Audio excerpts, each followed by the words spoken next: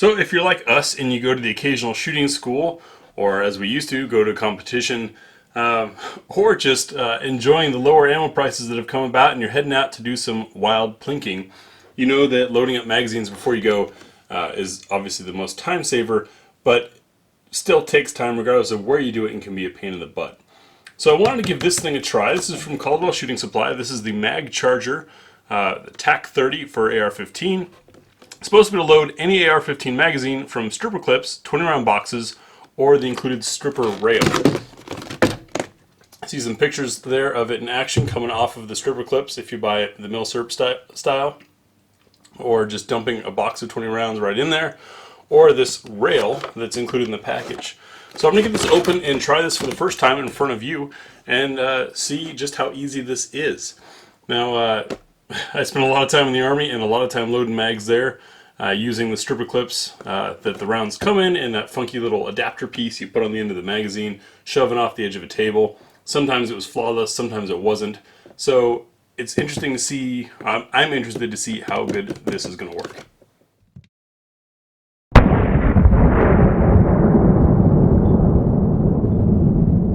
Alright, so there was a step to arming this spring that had to be done in preparation beforehand. I did that and then stopped because I thought maybe we should discover this together, see what kind of frustrations you might have at home if this thing doesn't go so well.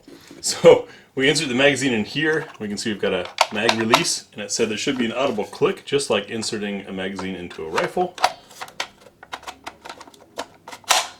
It's definitely locked in.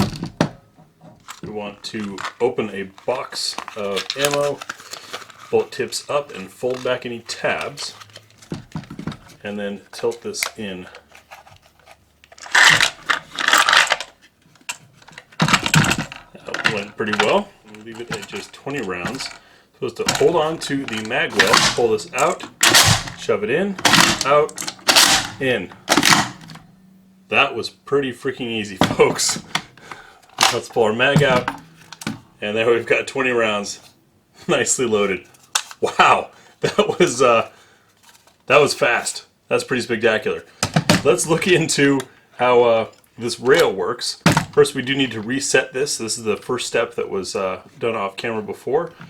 With this pulled all the way out, pulling the spring back, and then using the lever to hold it in place. So this rail piece is meant for packaging more like this, where you have the edges up. It, in the picture, describes the more V-shape angled. I just don't have any 5.56 in that. We'll try it in this box. There's a lot of space here, obviously a little more space than the rail is long. See what happens, but this lip is supposed to catch the casing. So far so good.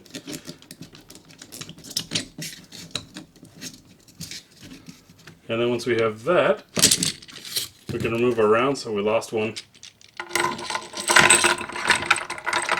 And slide it into the tray.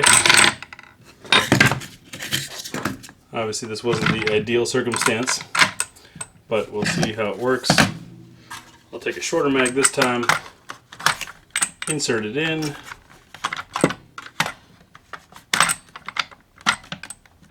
What's going on here? Got a fitment issue, maybe.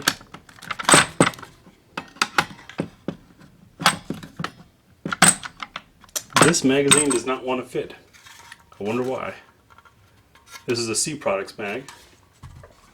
How about we try a good old P mag, since I know that's probably what most of you are using. That one in. Hold on to here, pull this out, and we've loaded our mag.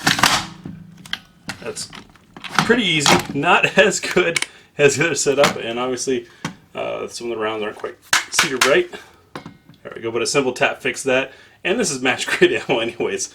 I mean, you wouldn't want to be speed loading, at least when we shoot this, we don't. Stuff's expensive. But for loading up your plinking mag, definitely easy. That was awesome. That's the Caldwell AR-15 Charger Tac-30. If you do a lot of 5.56 shooting, work at a school, plink, or anywhere where you're loading lots of ammo at once, this certainly is a faster way to do it than thumbing the rounds in. Now, something that was not on the package, but I am quite curious about, is Willet 300 Black. So we're going to try it first time right here in front of you. See how this does. Got our spring set, standard boring PMag locked in, and of course oh wait, maybe this would be a good time for those chargers. I'm going to see if I can just do it like this carefully. Except that's backwards. Nope, that doesn't work. Let me turn all these bolts around. Alright, so we've got that one row fixed, and I'll pull out this strip first. And we'll use the strip to see if that works on this row of perfectly aligned bullets. It should fairly easily show you what I'm doing. I'm feeding it into the edge there, glide along, pick up, there's my 10 rounds, and that's in. Should be easy enough. Now hold on here, open,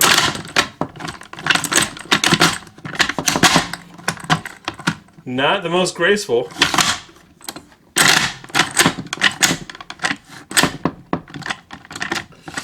Not quite perfect.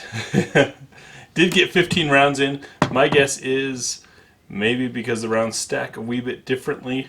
Let's see what it looks like on the magazine side. We've got 14 rounds in. Maybe it's the PMag. We'll try one more mag just to be fair. So I've got my 20 rounds reloaded in there. I've got a steel mag this time. And let's see how she does. Problem was the PMag. So maybe it's not 100% all the time and that's why they didn't label it, but it appears to me that this works just fine on 300 Blackout. Thanks again for watching GBGuns. I'm assuming if you watched this far you appreciate our format, or you're trying to figure out how to make that very argumentative comment. Either way, click the big griffin to subscribe. The Patreon link, since Google doesn't want to pay gun channels anymore, it helps with our ammo costs. Over here for a video related to what you just watched, at least Google thinks so, or down here for the playlist relevant to the video you just saw.